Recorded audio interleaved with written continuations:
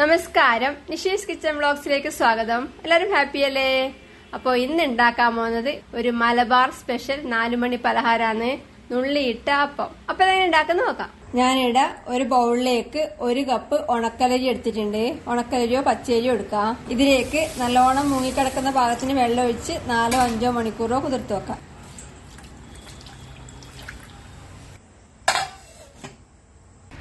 അരി കുതിർത്ത് വെച്ചത് 5 മണിക്കൂറിന് ശേഷം കഴുകി വെള്ളം ഊറ്റിയെടുത്തിട്ടുണ്ട്.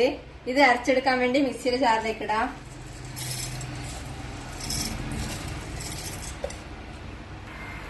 ഇതിലേക്ക് 1/3 കപ്പ് ചോറ് ചേർക്കാം.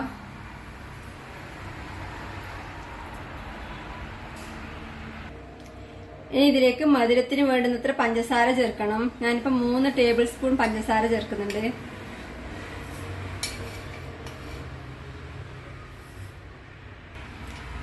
കാൽ ടീസ്പൂൺ ഉപ്പ് ചേർക്കാം. ഇതിലേക്ക് ഇനി വളരെ കുറച്ച് വെള്ളം ഒഴിച്ച് നന്നായി അരച്ചെടുക്കാം. വെള്ളം കുറച്ച് ഒഴിച്ചാൽ മതി, കുറച്ച് കട്ടിക്കുള്ള മാവ് വേണ്ടത്.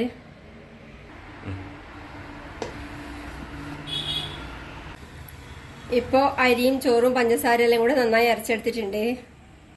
ഇനി ഇതിലേക്ക് പഴം ചേർക്കണം. ഞാനിവിടെ 3 ചെറുപഴം തൊലി കളഞ്ഞെടുത്തിട്ടുണ്ട്. ഇത് കൈകൊണ്ട് ഒന്ന് ഉടച്ചെടുത്ത ശേഷം ഈ അരിയിൽ മിക്സ് ആവാൻ വേണ്ടി മാത്രം കുറച്ച് സമയം അടിച്ചെടുക്കാം.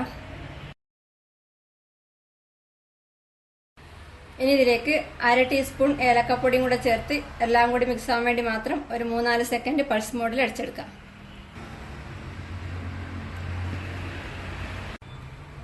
ഇപ്പോ പഴം ചേർത്ത് അടിച്ചെടുത്തിട്ടുണ്ട്. പഴം അധികം അരിയാതെയാണ് നല്ലത്. ഏകദേശം ഒരു പകുതി ഭാഗത്തിന് അരിഞ്ഞാൽ മതി. ഇതിനൊരു ബൗളിലേക്ക് മാറ്റാം. ഇത്ര കട്ടിക്കാണ് വേണ്ടത്.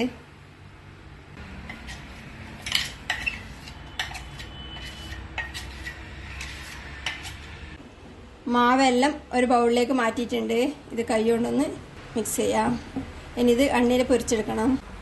ഇവിടെ അടുപ്പത്ത് ഒരു ചീഞ്ചട്ടിയിൽ കുറച്ച് വെളിച്ചെണ്ണ ഒഴിച്ച് ചൂടാക്കിയിട്ടുണ്ട്. ഇനി ഈ റെഡിയാക്കി വെച്ച മാവിൽ നിന്ന് കൈകൊണ്ട് കുറേശ്ശെ എടുത്ത് എണ്ണയിലിട്ട് കൊടുക്കാം.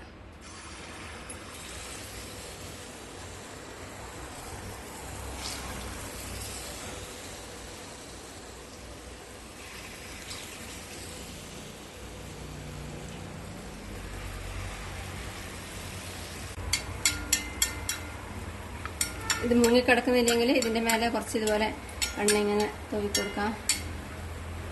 ഇനി ഇത് തിരിച്ചിട്ട് കൊടുക്കാം.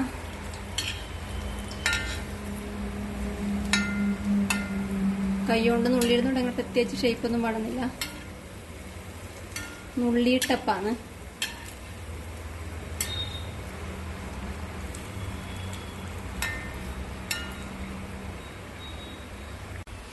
ഇപ്പം 2 സൈഡും തിരിച്ചു മറിച്ചിട്ട് പാകത്തിന് മൊരിഞ്ഞു വന്നിട്ടുണ്ട്.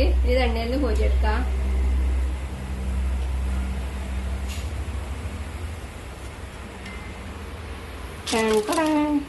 ബാക്കിയുള്ള മാവും കൂടെ ഇതേപോലെ ചുട്ടെടുക്കാം. നുള്ളിയിട്ടപ്പം ഇപ്പം കുറച്ചെണ്ണം ചുട്ടെടുത്തിട്ടുണ്ട്. ഇത് വേറെ പ്ലേറ്റിൽ വിളമ്പാം. ഉണ്ടാക്കാൻ എളുപ്പമാണ്, നല്ല ടേസ്റ്റാണ്.